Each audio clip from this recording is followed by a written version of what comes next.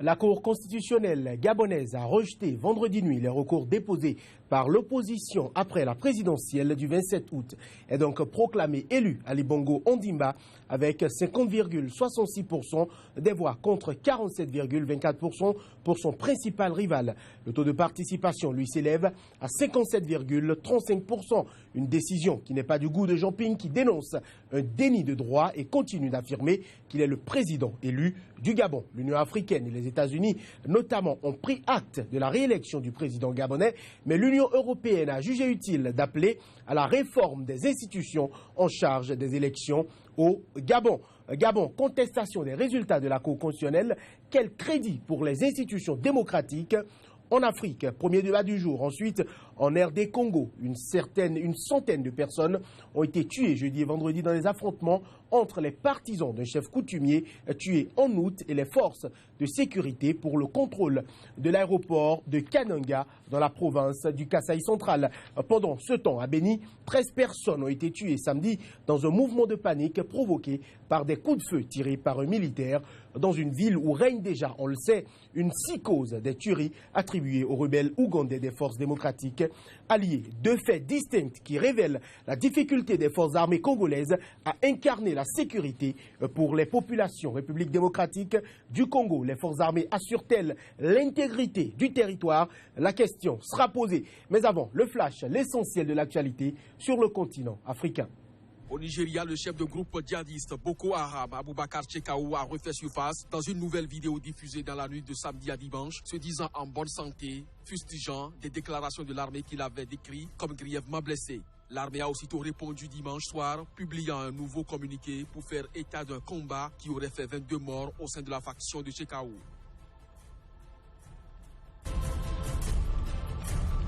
La justice militaire congolaise a condamné à mort 10 présumés rebelles ougandais des forces démocratiques alliées, reconnus coupables des massacres à répétition à Béni et ses environs dans l'est de la République démocratique du Congo. Le verdict est tombé tard samedi et les décisions de cette cour ne sont pas susceptibles d'appel. La peine de mort n'est plus appliquée en RDC qui a décidé d'un moratoire. Elle est systématiquement commuée en prison à perpétuité. Près de 10 000 personnes ont participé dimanche à Rabat à un grand meeting du Parti de la Justice et du Développement islamiste, marquant véritablement le début de sa campagne pour les législatives du 7 octobre. Ce meeting marque véritablement le début de la campagne pour les législatives qui a officiellement été lancée samedi dans tout le pays et se clôturera le 6 octobre. 16 millions d'électeurs doivent désigner 395 députés.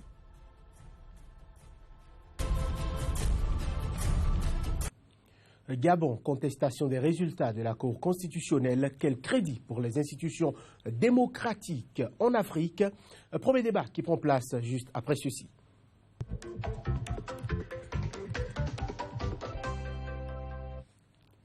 Sur ce plateau, Aimé Tiefa, bonjour. Bonjour. Vous êtes sociologue, expert en stratégie de développement. Merci d'accepter notre invitation. Face à vous, Patrick Armand Poyon, coach en politique de développement et gestion de crise.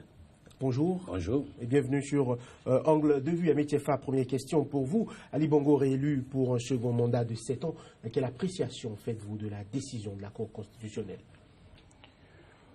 Bon, je ne suis pas fondé à apprécier ou commenter outre mesure les décisions de la Cour constitutionnelle et notamment celles liées à la validation de l'élection du président Bongo. Cependant, ce qui est important, c'est que, qu'on le veuille ou non, d'une manière ou d'une autre, le droit gabonais, je dis bien le droit gabonais, a triomphé parce que, au regard de leurs droits et au regard de leur constitution, la Cour constitutionnelle statue sur le contentieux électoral par rapport à l'élection du président de la République et également par rapport à l'élection des députés à l'Assemblée nationale.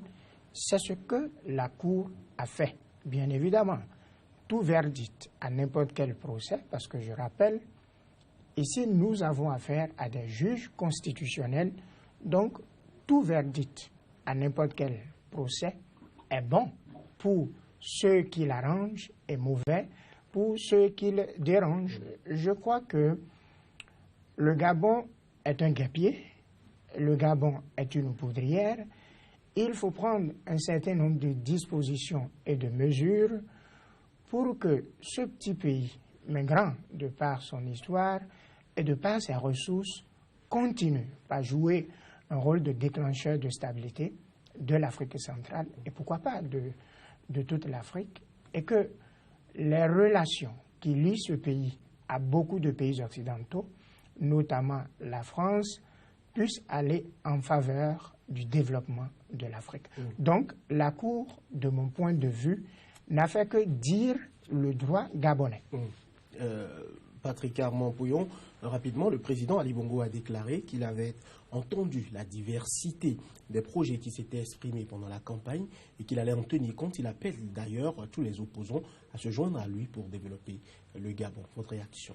Très bonne démarche. Je crois que dans toute cette affaire, pendant longtemps, je ne me suis pas intéressé aux élections au Gabon. Mais à un moment donné, j'ai senti que ça risquait de carburer et j'ai commencé par suivre le débat, analyser et tout un petit peu. Je crois que nous avons eu affaire à un bon coaching et son discours montre qu'il est toujours dans un bon coaching et qu'en face, il y avait un très mauvais coaching. Penser aujourd'hui que la France et l'Union européenne peuvent faire élire un président en Afrique, c'est vraiment ne pas lire l'histoire africaine qui a totalement changé.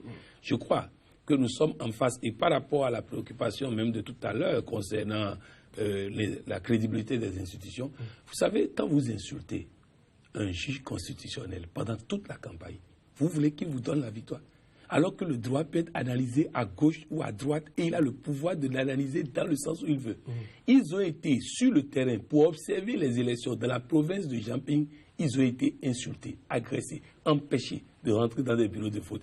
Et vous croyez que on va déposer un recours maintenant et en ce moment maintenant, le juge constitutionnel va faire. Les hommes politiques n'ont qu'à devenir sérieux et respecter les institutions de leur pays, bons ou mauvais. Nous avons le cas du Bénin où les institutions en place n'étaient pas pour le président élu, mais le président a gagné les élections tout simplement parce que les hommes politiques ont joué leur jeu et les institutions sont devenues caduques puisque les candidats se félicitent déjà et ça rendait les institutions inutiles dans ce verdict. Donc bref, pour dire, Ali Bongo a été très bien coaché.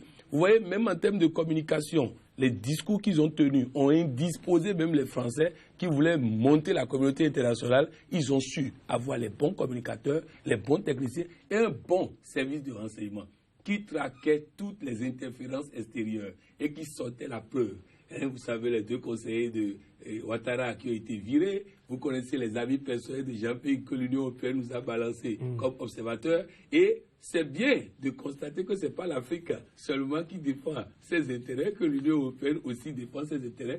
Et dernière chose que je voudrais dire, je suis étonné que lorsque Jean-Pierre parle de communauté internationale, l'Union africaine n'est pas dedans. Et tout le temps, il nous parle de communauté internationale dans laquelle il extrait l'Union européenne et l'Union africaine. C'est quand même grave pour celui qui a dirigé l'Union africaine que jamais il n'en est appelé à l'Union africaine et qui parle tout le temps de l'Union européenne. Jean-Pierre avait quand même quelques mailles à partie avec Nkosazana Dlamini Zuma qui l'a remplacé. Dites-moi, Aimé Tchefa, lorsqu'au sortir d'une élection, des familles pleurent des morts, c'est une trahison de la démocratie, des propos extrêmement forts d'Ali Bongo et une allusion à peine voilée à la stratégie de son opposant Jean-Pierre. Oui, je crois que, je l'ai dit tout à l'heure, le Gabon est un guêpier. Et vous savez bien que pour mettre vos doigts dans un guêpier, il faut prendre un certain nombre de mesures et de précautions. En principe, dans un processus démocratique bien huilé, où les acteurs du système sont identifiés et sont appelés à bien jouer leur rôle, la contestation des élections ne peut avoir lieu qu'à travers des recours déposés auprès d'institutions habilitées à vider le contentieux électoral et non dans les rues.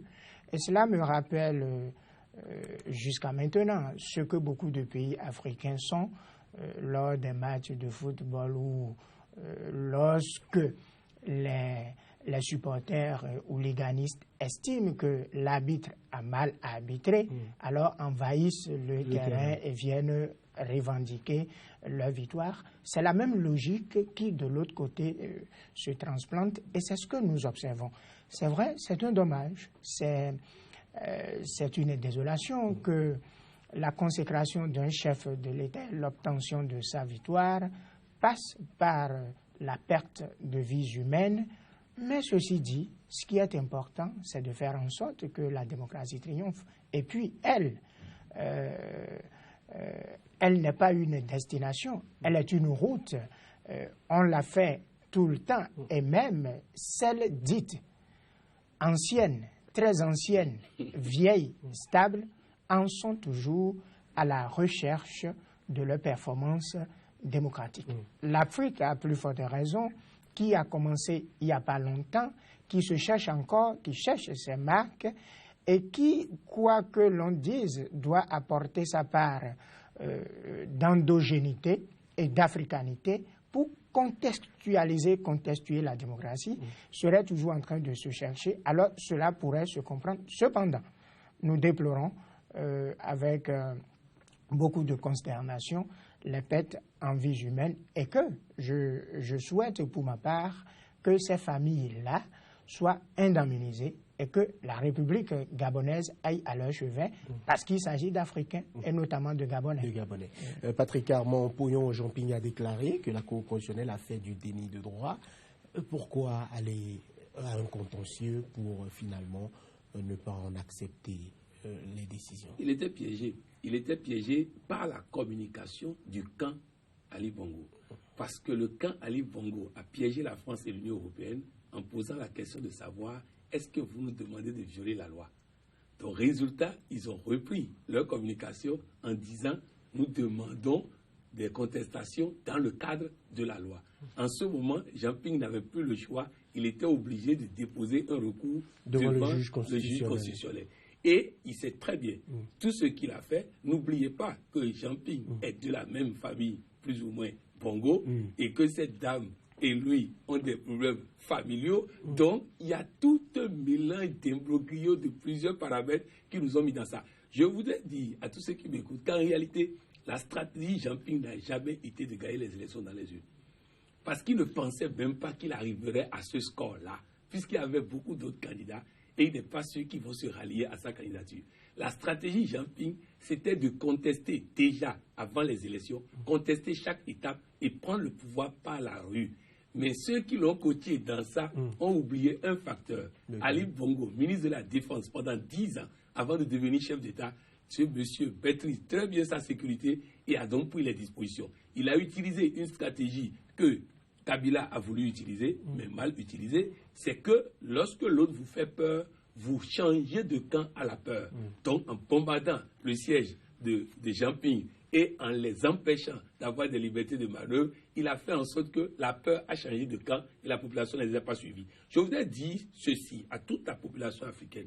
Il faut cesser d'être l'instrument des politiciens. Parce que quand il y a des morts, ce n'est pas les politiciens qui meurent. Mais ils envoient les autres dans la rue et après, eux, ils restent à la maison. Et après, on dit on déploie des morts, on déploie des morts.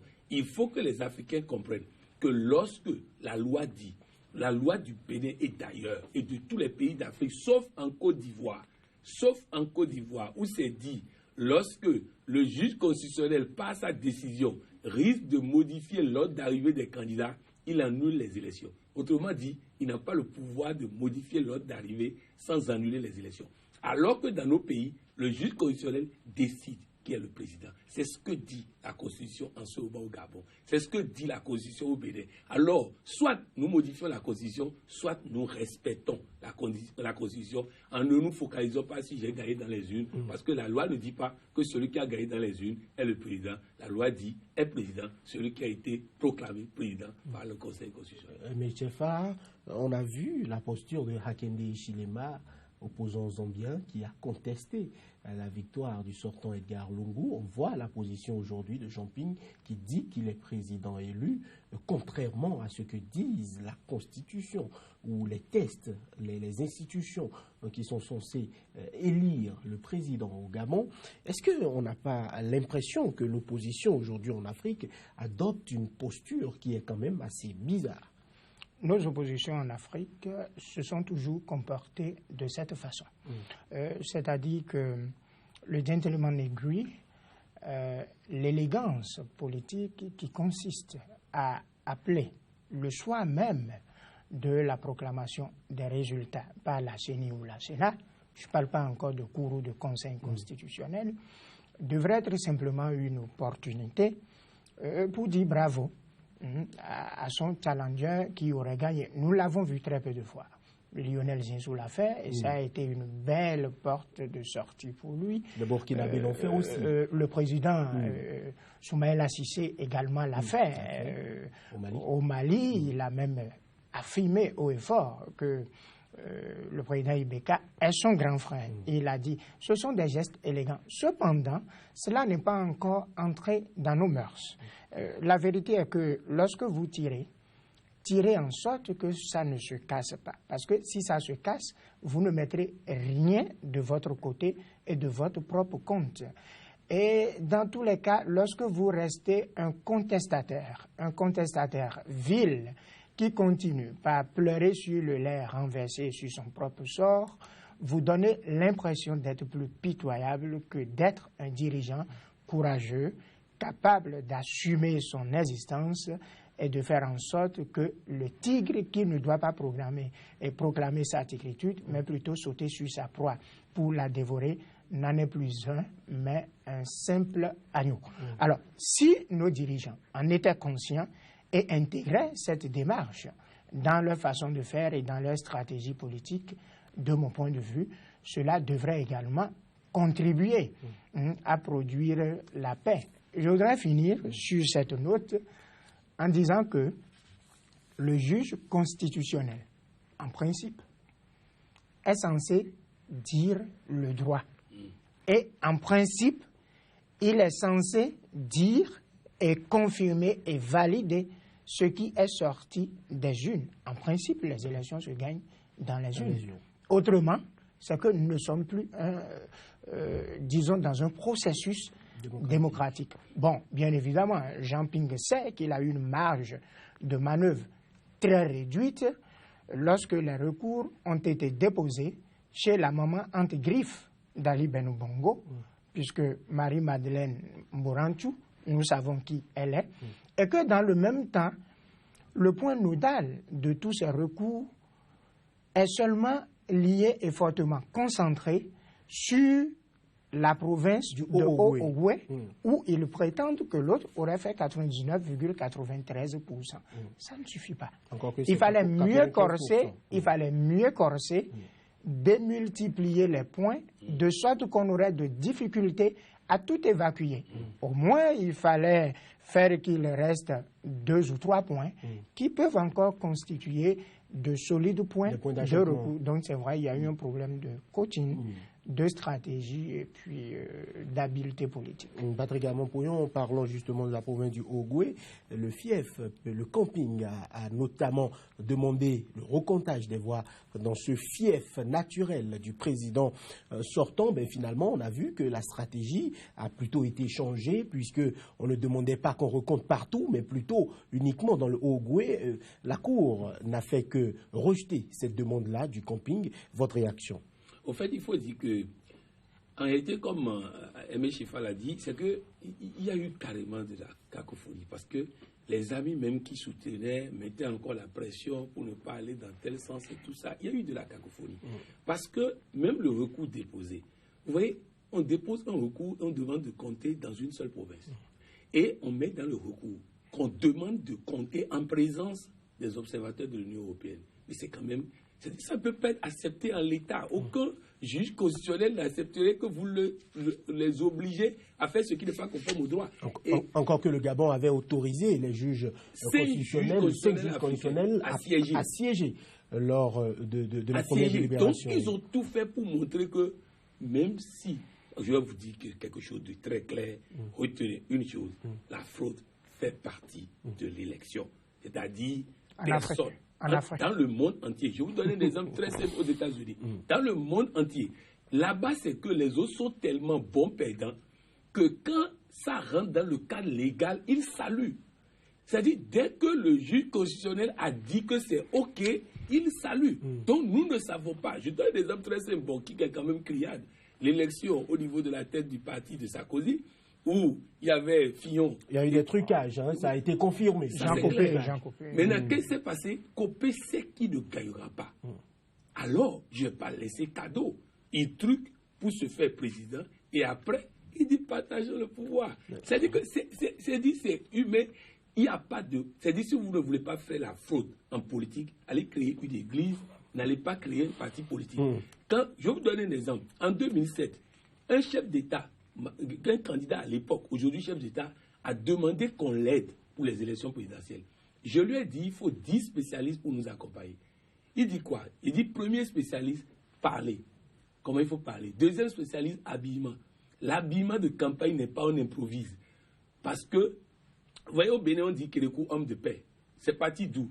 Kérékou Soglo a commencé une campagne en ayant en main le symbole du roi Béhanzé. Or, le roi Béhanzé a fait la guerre tout le temps. Kérékou a rebondi là-dessus avec les conseils de son conseiller de communication en disant, s'il veut faire la guerre, moi, je préfère lui laisser le pouvoir parce que moi, je n'ai qu'un seul pays, je n'ai pas deux nationalités. Psychologiquement, c'est rentrer dans la psychologie homme de paix. Donc, première chose, j'ai dit ça. Deuxième chose, habillement. Troisième chose, spécialiste de fraude. Et il dit non, que ce n'est pas possible. Il a perdu les élections.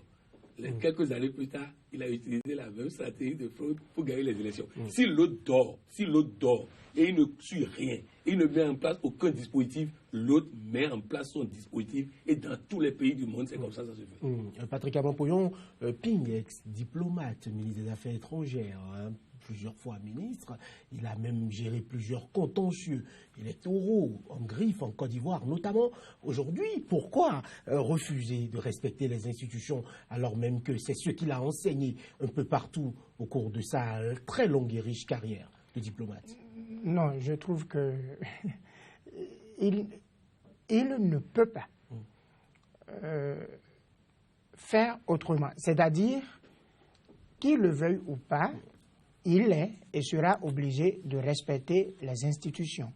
Le reste, c'est de ne pas accepter sa défaite aussi facilement parce qu'il est conscient qu'il est en train d'écrire son histoire. Écoutez, il a bientôt 73 ans. Dans 7 ans, il sera âgé de 80 ans. Il n'aura plus les reins suffisamment solides pour prendre part à une autre élection. Et puis, le président Ping, il n'est pas n'importe qui. Moi, je le vois comme la synthèse de plusieurs cultures. C'est un homme très équilibré et très sage. Et vous verrez, dans les jours qui suivront, il nous le prouvera.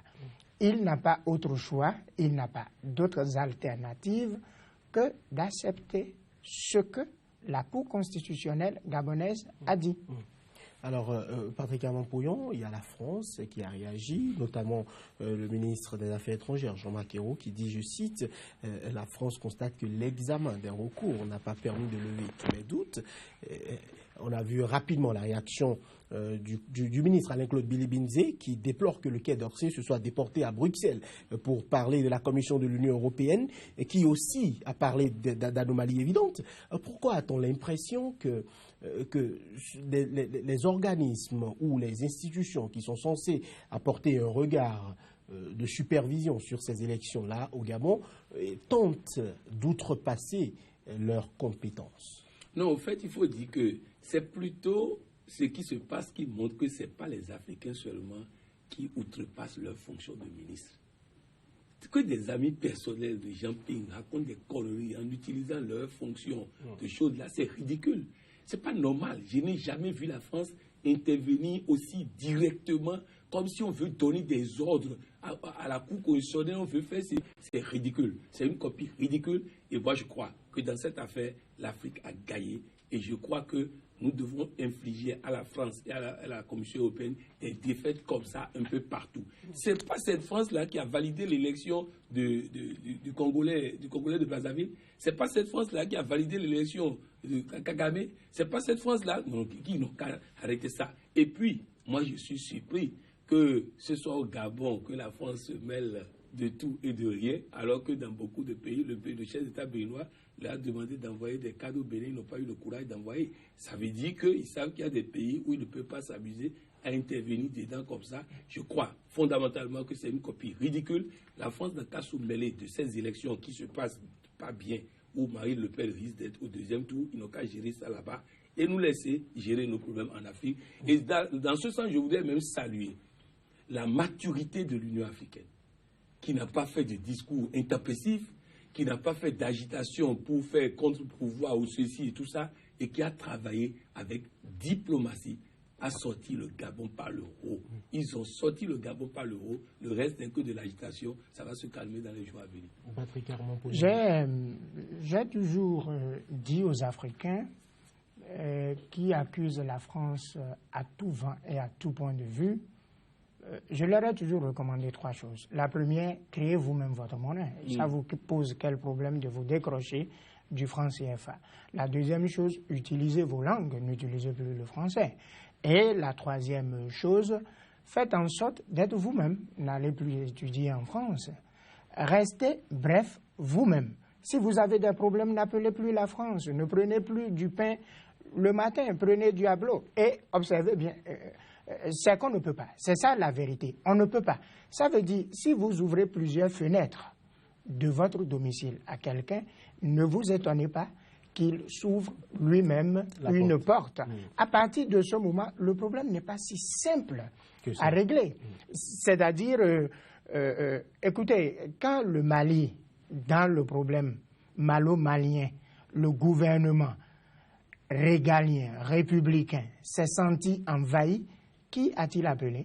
La France. Mais pourquoi il ne peut pas appeler l'Union africaine? Pourquoi? Ou pourquoi il ne peut pas appeler les pays frontaliers qui pouvaient venir? Nous avons au moins une puissance, 2 ou 3 puissances militaires en Afrique. L'Afrique du Sud, le Nigeria, le Tchad. Pourquoi il ne peut pas? Alors, tous nos problèmes résident là. Notre meilleure façon de dire merde à la France, c'est de rester nous-mêmes. L'histoire entre la France et le Gabon est une histoire d'amour. Combien de pays africains connaissez-vous qui ont le bleu dans leur drapeau, couleur de la royauté en France? Combien? Et le général de Gaulle, lors de l'accession à nos indépendances, avait donné comme consigne ferme qu'aucun pays africain ne devrait avoir, francophone bien entendu, ne devrait avoir du bleu dans son drapeau. Le Gabon, là, c'est symptomatique de quelque chose. La fortune, disons, la quasi-totalité de la fortune du président Bongo est en France. Alors, lorsque vous surfez sur des tableaux du genre, vous êtes obligé de marcher comme sur des œufs. Rapidement, Mechefa, est-ce qu'aujourd'hui, on a du rififi dans les relations franco-gabonaises? Si, on en a. Si oui, pourquoi? À partir de 3 faits. Lesquels? Le premier, rapidement, le président Bongo dit le bois gabonais, désormais, ne sera plus directement exporté. Il sera premièrement travaillé au Gabon pour donner de l'emploi aux bras valides avant d'atterrir dans les autres pays. Il dit ensuite, désormais, pour n'importe quelle entreprise ou société ou multinationale ou multi-internationale, lorsqu'ils atterrissent au Gabon, qu'ils fassent leurs affaires, mais ils doivent recruter des Gabonais et le premier dirigeant sur le sol gabonais doit être un Gabonais. Et il dit, en 3e position, qu'il faut que le redressement fiscal aille également aux entreprises françaises, aux entreprises au Gabon. Bon, donc vous comprenez que tout cela ne peut qu'engendrer du rififi. De ce point de vue, c'est un Nkrumah ou c'est un Amilcar Cabral qu'il faut saluer. Alors, Patrick Abompoyon, vous êtes du même avis, vous semblez... Au fait, toute cette pagaille que nous voyons aujourd'hui est liée à ces 3 faits. Il n'y a pas autre chose. Et il a montré qu'aujourd'hui, on peut tenir tête à la France. Et je crois que les Africains doivent prendre date, que désormais, on peut tenir tête à la France. La France peut crier, crier, crier. Or, vous savez que celui qui crie, c'est celui qui est incapable. Le Gabon a gagné, l'Afrique a gagné. Je souhaite que dans tous les pays, l'Afrique gagne, le pays gagne, et c'est ça le plus important. Patrick Abompoyon, est-ce qu'aujourd'hui, on ne peut pas demander aussi que le régime Bongo fasse attention parce qu'on dénonce des arrestations arbitraires? Est-ce qu'aujourd'hui, le régime ne doit pas tenter de pacifier? Parce que c'est très important. C'est pas arbitraire. Lorsque l'ancien chef de sécurité, l'ancien chef de renseignement du pays, Léopold Ngolakia, est arrêté juste avant les résultats, c'est une mesure préventive. Ce n'est pas de l'arrestation arbitraire. Deuxième chose, parce que vous savez, on aurait laissé, il y aurait plus de morts, on aurait reproché encore à Ali Bongo de n'avoir rien fait. Il a pris des dispositions conservatoires pour éviter ces choses-là. Donc, je dis, ce n'est pas des arrestations arbitraires. Ce n'est pas là que je voudrais en appeler à la sagesse d'Ali Bongo. Ce que je veux dire à Ali Bongo, c'est que ces individus un peu, soi-disant opposants, sont en fin de règne. Donc, ce n'est pas ça le plus important pour moi. Mais il faut tendre la main à tous ceux qui les accompagnent, à ces jeunes qui n'ont pas compris, à ces cadres qui sont derrière eux. Il faut qu'ils quittent la logique d'affrontement parce que pendant 7 ans, il y a eu une logique d'affrontement qui n'a pas permis le développement du pays. Il faut qu'on quitte cette logique d'affrontement, mais ce n'est pas avec ces vieux fatigués qui doivent aller vraiment à la retraite et nous coller la paix. Mais il faut trouver dans le pays, au niveau de la société civile et autres, des gens qui n'étaient pas d'accord avec sa politique, d'accord avec sa façon de faire, et leur donner des gages pour qu'ils puissent rassembler. Mais rassembler avec ces gens-là, les gens parlent d'un poste de vice-président pour Jean-Ping, je dis, il va faire quoi? Il va venir fatiguer le gouvernement, bloquer les choses. Ils n'ont qu'à aller se reposer, mais il n'a qu'à travailler à rassembler le pays. Merci, messieurs. Fin déjà du premier débat sur Angle de vue. Place à la République démocratique du Congo. Juste après, un autre point de l'actualité à travers le Flash. Au Nigeria, le chef de groupe djihadiste Boko Haram, Aboubakar Chekaou, a refait surface dans une nouvelle vidéo diffusée dans la nuit de samedi à dimanche, se disant en bonne santé, fustigeant des déclarations de l'armée qu'il avait décrites comme grièvement blessé. L'armée a aussitôt répondu dimanche soir, publiant un nouveau communiqué pour faire état d'un combat qui aurait fait 22 morts au sein de la faction de Chekaou.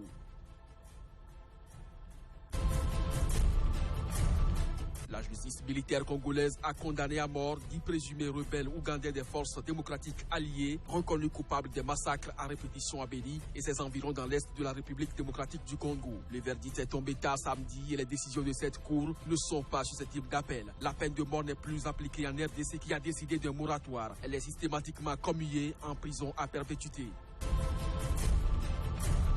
Près de 10 000 personnes ont participé dimanche à Rabat à un grand meeting du Parti de la Justice et du Développement islamiste, marquant véritablement le début de sa campagne pour les législatives du 7 octobre. Ce meeting marque véritablement le début de la campagne pour les législatives qui a officiellement été lancée samedi dans tout le pays et se clôturera le 6 octobre. 16 millions d'électeurs doivent désigner 395 députés.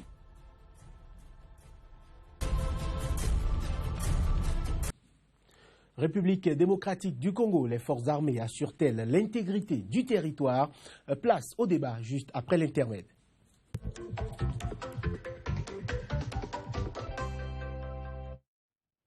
Un débat qui se poursuit avec vous, messieurs. Patrick Armand Poyon, coach en politique de développement et gestion de crise. Aimé Tchefa, sociologue, expert en stratégie de développement. Coach Poyon, une centaine de morts dans des affrontements entre partisans de chefs coutumiers et des forces de l'ordre. La faute à qui, selon vous? La faute au gouvernement. Parce que quand l'État ne respecte plus rien et veut tout faire pour avoir un faux troisième mandat, il n'y a plus l'État. Et quand il n'y a pas d'État, il y a du désordre. On l'a dit déjà une fois sur ce plateau, il faut que nous fassions en sorte que l'État soit toujours État. Parce que quand il n'y a pas d'État, vous voyez, ce qui se passe en République démocratique du Congo est quand même grave. Grave parce que quelqu'un a eu la chance d'avoir un pouvoir qui lui tombe dans la main dans des conditions qu'on sait, fait autant de règne à la tête de ce pays et a la chance d'être le premier président de ce pays à quitter le pouvoir démocratiquement. Il a la chance d'être ça. Mais je crois, le pape François, dont je connais la capacité de diplomatie et autres, va le recevoir dans les minutes à suivre. Il l'a reçu. Il l'a reçu et certainement, ils vont se dire des choses. Parce que, véritablement, c'est-à-dire, vous voyez, quand vous ouvrez le Rubicon, tous les petits trucs à gauche, à droite, vont commencer par sortir. Je crois que lorsque l'État n'est plus État, lorsque les forces de l'ordre attaquent des sièges de partis politiques pour paper, brûler et faire ceci, dans ces conditions, les gens ne veulent pas respecter encore cette force de l'ordre. Et c'est la même chose aux États-Unis. Lorsque des policiers tirent pour s'amuser sur des Afro-Américains, ça fait que les gens agressent les policiers alors que c'est un truc normalement à respecter. Je crois que l'État doit être État, nos dirigeants doivent comprendre qu'ils ont une responsabilité devant l'histoire et quand ils font des erreurs comme ça, en tout cas moi, si j'étais juge, j'allais faire porter ces responsabilités directement au chef de l'État. Alors, Aimé Tchefa, dites-moi, on parle du contrôle de l'aéroport de Kananga, des miliciens du chef Kamwena Nsapou, qui a déjà été tué en août, on le rappelle, une dizaine de militaires tués. Le vice-ministre a été dépêché sur le terrain pour essayer de comprendre le pourquoi. Mais après la mort, un gouvernement ou qu'un ministre vienne dans une région pour comprendre ce qui s'est passé, alors même qu'on dénombre plus de 100 morts entre griffes. Plusieurs sources concordent et disent qu'il y a plus de 100 morts. Vous avez su le dire, médecin après la mort, mais le problème de fond est le suivant. Le Congo est une république moderne. Ce n'est pas moi qui le dis, c'est la dénomination de leur pays, république démocratique. Ils ajoutent même démocratique. Alors, lorsque nous sommes au sein d'une république moderne, quel peut être le rôle de la chefferie? Tout le monde connaît, la chefferie assume 3 fonctions. Donner plus de garanties et perpétrer tout ce qui est tradition et culture positif, d'accord? Tradition positive et culture, puisque toute culture forcément est positive.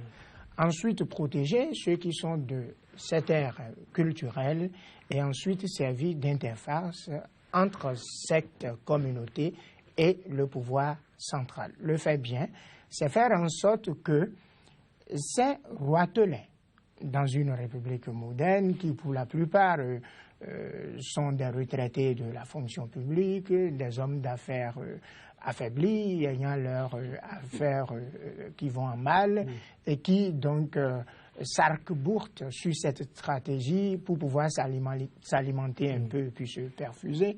C'est faire en sorte que ceux-ci restent dans cette posture. En Namibie, par exemple, les rois, lorsqu'ils meurent, on ne les renouvelle plus. Eux, ils sont en train de nettoyer complètement pour devenir une république réellement moderne. Bon, si le Maroc en garde et qu'il est très actif, que nous en avons également en Grande-Bretagne, qu'il en existe également en Belgique, ou que le principauté de Monaco fonctionne toujours, je crois que ce n'est pas en Afrique qu'il faut supprimer, parce que nous avons encore besoin de conserver nos cultures et que nous n'allons pas faire le développement comme les autres l'ont fait. Mais à partir de ce moment, il faut savoir que le gouvernement a toute sa partition à jouer et que le développement des milices privées au Congo a commencé par trop entrer dans leur culture au point où les forces loyalistes en sont à perdre du terrain. Votre question en réalité est de savoir si l'intégrité du territoire national est toujours protégée par les forces loyalistes congolais. Vous savez bien que c'est faux.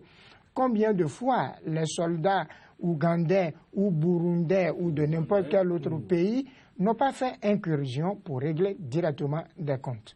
Nous avons parlé sur ce plateau de Béni, le mois dernier. Et vous savez encore tout ce qui arrivera.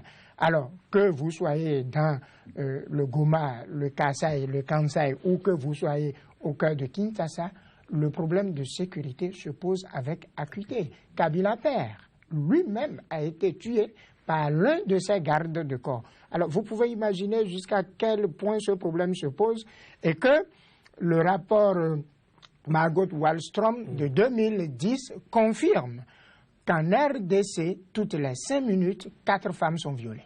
Alors, lorsque j'ai des statistiques du genre en main, je ne peux que conclure humblement que l'État central, la force publique est en train de démissionner et se préoccupe un peu trop de politique, mais pas de sécurité. Or, toute société tombant dans l'anomie ne peut que conduire à la désintégration totale de cette société. Ce n'est pas moi qui le dis, c'est un principe sociologique. Alors, Patrick Armand-Pouillon, on a vu, par exemple, à Béni, un militaire ivre qui tire en l'air, et ça crée de la débandade, et on dénombre 8 morts à Béni. Oui, c'est-à-dire que, je vous dis, nous sommes au bord d'une catastrophe. Et je sais que tout ce que nous avons encore comme institution qui peut encore faire quelque chose à travers l'Afrique et le monde va se mettre en branle. Parce que, vous voyez, si on a ménagé Kabila, si on l'a laissé même truquer les élections il y a 5 ans, on l'a laissé chose là, c'est parce qu'on voulait toujours éviter que ça n'explose. Mais on se rend compte que le gars profite de ça et se dit, bon, quand ça va chauffer, ils vont me laisser et continuer tout ça. Je crois que nous avons un cap à faire, une étape à franchir en République démocratique du Congo pour que ce pays ait les frontières. Et pourquoi autour du Congo démocratique, tout le monde est silencieux? C'est simplement parce que s'il y a une alternance, il risque d'y avoir contrôle des frontières. Alors, on préfère cette situation chaotique où chacun vient piocher ce qu'il veut, chacun vient prendre ce qu'il veut. C'est pourquoi autour, tout le monde est en train de jouer à un silence coupable. Mais il n'a qu'à savoir une chose, quand un peuple ne parle pas pendant longtemps et on pense qu'il est bête, le jour où il se lève, ça finit comme à Ouagadougou, ça finit avec le chef d'État qui prend la fuite. Alors si cet homme veut vraiment rester ancien président au service du Congo, il n'a qu'à gagner rapidement la sagesse et comprendre que, attention, ça bouillonne. Mais Tchefa, on parle de Bénin, ça fait déjà plus de 700 morts en quelques mois, une ville totalement meurtrie, mais malgré ça, on y trouve encore des hommes en armes, censés défendre la population, mais qui font le contraire. Oui, ils font le contraire parce que, est-ce qu'ils sont réellement formés? Est-ce que c'est une armée réellement loyaliste à tout point de vue? Parce que de 60 à aujourd'hui, l'armée congolaise a été composée et recomposée 5 fois. Avec l'intégration par moment de factions rebelles qu'on introduit au sein des forces armées loyalistes. Pour avoir pris les armes de façon à les tempérer. Ah oui, bien sûr. Ah oui, bien sûr. Alors, on a vu des chefs rebelles qui ont été nommés généraux de l'armée régulière. Bien sûr. Alors, avec cet imbroglio, vous n'avez jamais l'homogénéité. Vous n'avez jamais la soumission, l'ordre et la discipline qui sont les maîtres mots de toute armée régalienne qui est censé obtenir des victoires. Je voudrais dire que le Congo, en dépit du fait qu'à lui seul, il a la capacité de nourrir non seulement toute l'Afrique, mais une grosse partie du monde, reste toujours à nous décevoir, de par simplement les problèmes liés à la gouvernance et au management des ressources humaines et bien entendu de comment le processus et les stratégies politiques sont implémentées pour le développement. C'est un grand désastre que l'œuvre qui a emporté la vie de Lumumba, qui a versé son sang et qui mourait avec l'espoir que l'avenir du Congo est rayonnant, je crois que c'est du gâchis. Les Congolais et les autres Africains les entourant et l'ex-puissance coloniale, la Belgique, ont intérêt à faire en sorte que le Congo rayonne et pour l'Afrique et pour le monde. Alors, dernière question, messieurs, est-ce qu'aujourd'hui, la paix et le respect de l'intégrité du territoire congolais passent par des élections et l'alternance au pouvoir? Ah oui, forcément, il faut aller aux élections. Forcément, même si les sièges de 4 partis politiques, tous de l'opposition, sont brûlés, même si des militants tombent tous les jours pour réclamer, pour avoir réclamé les élections, il faut que le président Kabila se débrouille pour qu'il y ait alternance pacifique, seul gage de paix, de démocratie, de progrès et de développement au Congo. Le président Kabila a été reçu par le pape. Vous l'avez dit, Patrick Amopoyon. Est-ce que vous avez l'impression que sa sainteté pourra rappeler à l'ordre ou rappeler à de meilleurs sentiments le président? Le Congo, Kinshasa est l'un des rares pays où l'Église catholique est très forte. Alors, il a intérêt à écouter le pape. Parce que s'il n'écoute pas le pape, dans tous les cas, il va partir. Dans tous les cas, il va partir. Maintenant, s'il veut partir, il a 3 possibilités pour partir. La première, c'est de partir comme Blaise Compaoré. La deuxième, c'est de partir avec une situation qui finira par s'aménager. Et la troisième, c'est de partir sagement.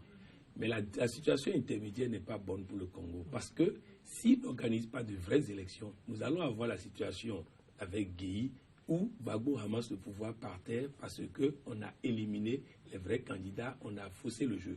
Je crois qu'il faut faire quelque chose de suffisamment ouvert aujourd'hui dans le pays pour permettre qu'on ne rentre pas dans une nouvelle transition et qu'on ait un président véritablement démocratique qui a la capacité de gérer l'État. Je crois qu'il va partir, ça là c'est clair et net. Et il a intérêt à partir par la bonne porte, sinon ça va chauffer, et ça va chauffer très vite. Ce pape-ci est un jésuite et c'est un magnétiseur. Merci, messieurs. Le président congolais, accompagné donc d'une délégation d'une douzaine de personnes, a ensuite été reçu par Monseigneur Paul Gallagher, le ministre des Affaires étrangères du Vatican, était sur ce plateau. Patrick Armand-Poyon, coach en politique de développement et gestion de crise. Merci. Face à vous, Aimé Tchefa, sociologue expert en stratégie de développement.